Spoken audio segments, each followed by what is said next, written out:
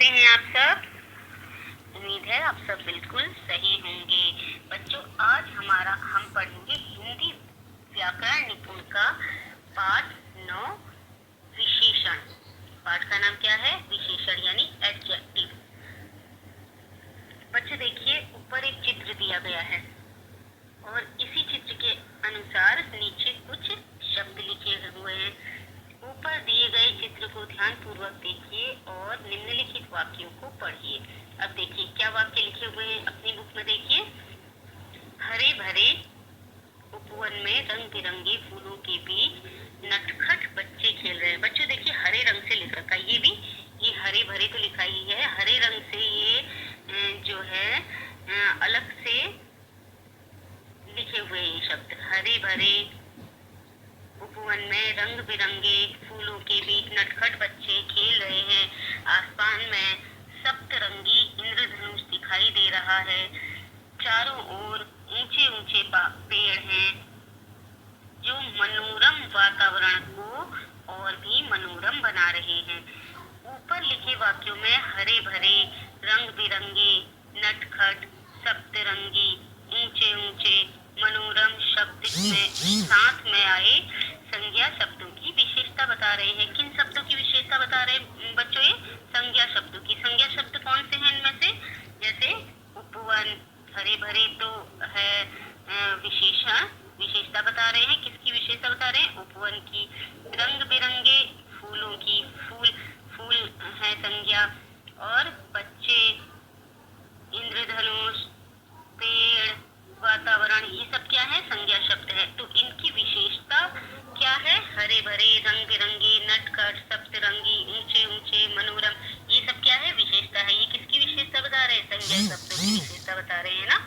तो अतः कहा जा सकता है कि ये सभी शब्द विशेषण है।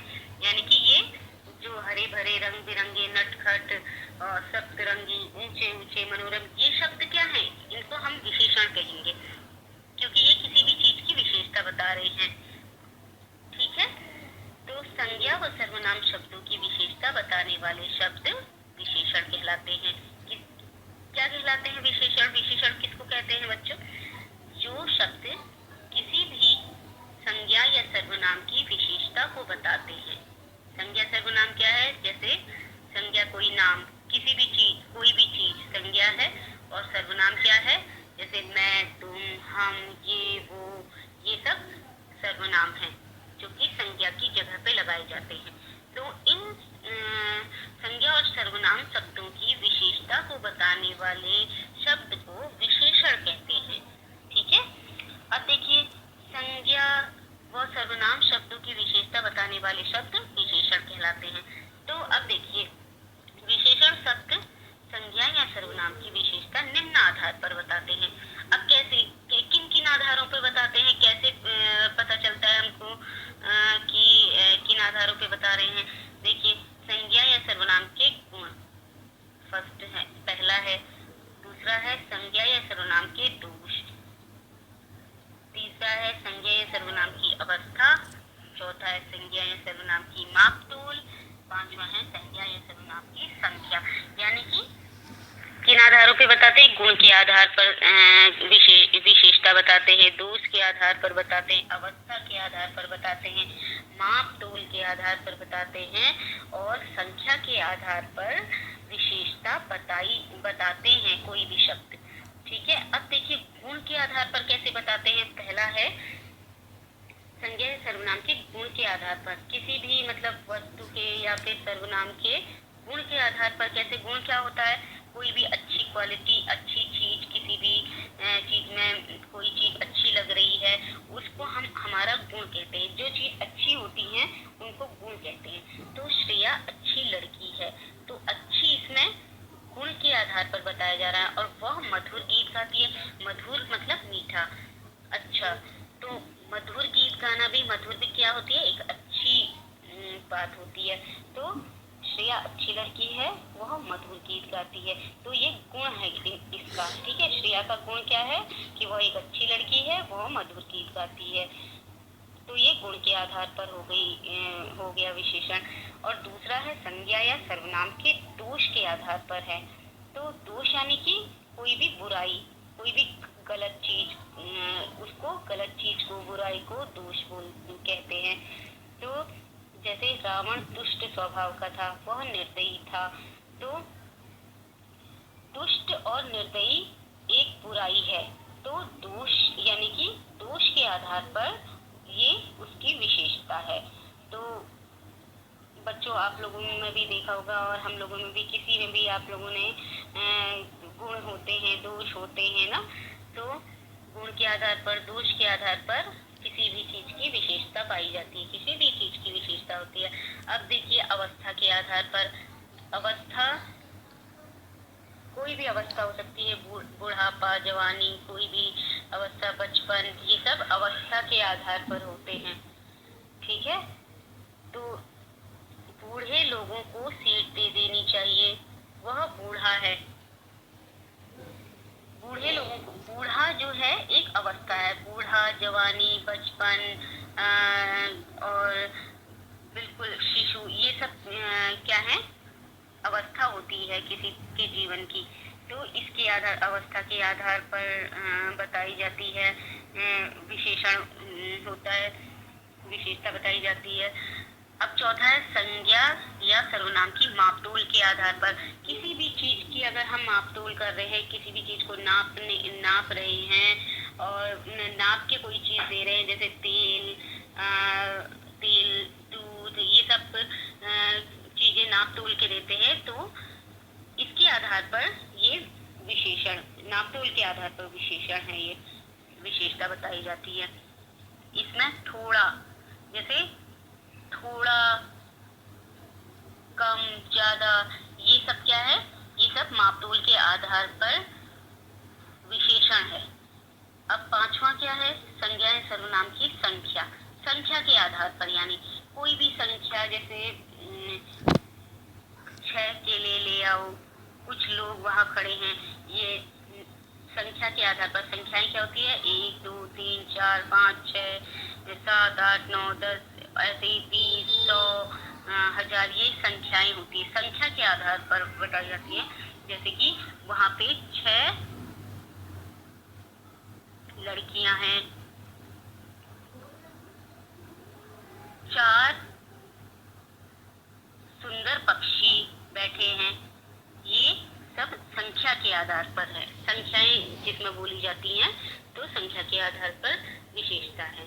और कुछ, ये सब संख्या के आधार पर विशेषण है।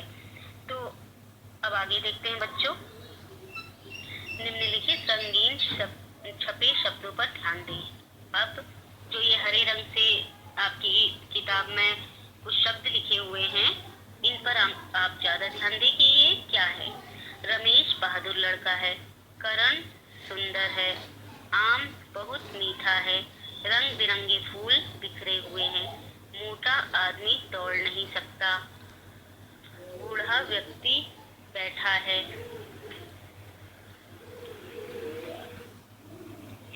तो बच्चों, इसमें देखिए, पहले जब हमने विशेषण के बारे में जब हम पढ़ रहे थे, तो जो विशेषता थी उसमें उसको हरे रंग से लिखा हुआ था। अब किसको हरे रंग से लिखा है, रमेश, करण, आम, फूल, आदमी, व्यक्ति। एक तरह से देखा जाए, संज्ञा शब्दों को ग्रीन कलर से, हरे रंग से लिखा हुआ है। अब हरे रंग से इन शब्दों को क्यों लिखा है, संज्ञा शब्दों को, तो इन शब्दों की विशेषता, इन शब्दों की विशेषता। आगे देखते हैं बच्चों, निम्नलिखित रंगीन छपे शब्दों पर ध्यान दें। अब जो ये हरे रंग से आपकी किताब में कुछ शब्द लिखे हुए हैं, इन पर आप ज्यादा ध्यान दें कि ये क्या है।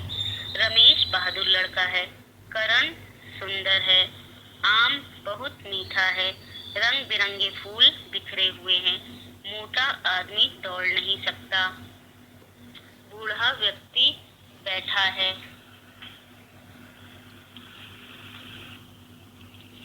तो बच्चों, इसमें देखिए, पहले जब हमने विशेषण के बारे में जब हम पढ़ रहे थे, तो जो विशेष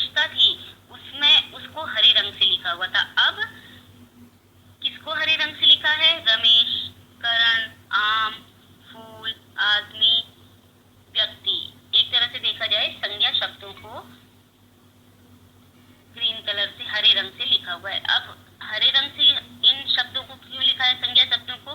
तो इन शब्दों की विशेषता, जिन शब्दों की विशेषता बताई जाती है उसको विशेष्य कहते हैं। यानी रमेश बहादुर लड़का है, रमेश की विशेषता क्या है कि वो बहादुर है, यानी रमेश विशेष्य है और बहादुर उसकी विशेषता है। तो इसमें विशेषण शब्द है बहादुर और रमेश है विशेष्य। ओके बच्चों। और करण सुंदर है, यानी करण विशेष्य है और करण की विशेषता क्या है, सुंदर है, तो सुंदर विशेषण है, करण विशेष्य है। आम बहुत मीठा है, और आम विशेष्य है जिसकी विशेषता बताई जा रही है, और विशेषता क्या है कि वह मीठा है। रंग बिरंगे फूल बिखरे हुए हैं, तो रंग बिरंगे फूल, फूल जो है विशेष्य है और फूल की विशेषता क्या है, रंग बिरंगे, यानी कि फूल रंग बिरंगे हैं।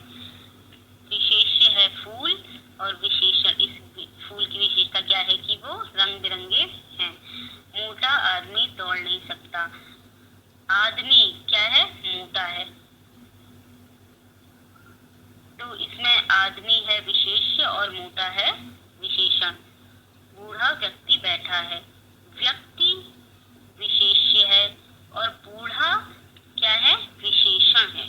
ठीक है बच्चों, आया कुछ समझ में? तो जिन शब्दों की विशेषता बताई जाती है, किसी भी, भले ही आपकी विशेषता बताई जाए, हमारी विशेषता बताई जाए, या किसी भी सर्वनाम की विशेषता बताई जाए, तो जिन भी संज्ञा या सर्वनाम शब्दों की विशेषता बताई जाती है वो विशेष्य कहलाते हैं, और विशेषता जो होती है वो विशेषण होता है। ओके बच्चों, ऊपर के वाक्यों में रमेश, करण, आम, फूल, आदमी और व्यक्ति शब्द रंगीन किए गए हैं। ये वे संज्ञा शब्द हैं जिनकी विशेषता बताई गई है। ये विशेष्य है, यानी जिनकी विशेषता बताई जाती है उनको क्या कहते हैं, विशेष्य कहते हैं। विशेषण जिन संज्ञा या सर्वनाम शब्दों की विशेषता बताते हैं वे विशेष्य कहलाते हैं।